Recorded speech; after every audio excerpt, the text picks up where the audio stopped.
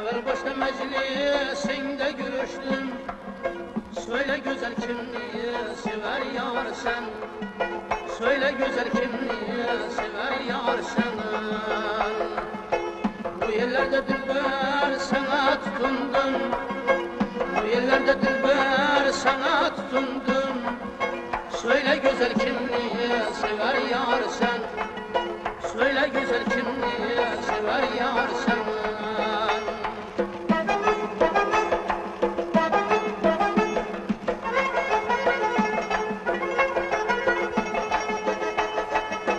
Tamaşa eyledin benim oyunuma, edeb ikram bilen geldin yanıma.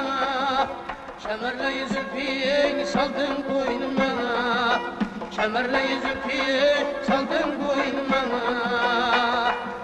Söyle güzel kimliği sever yar sen. Söyle güzel kimliği sever yar sen.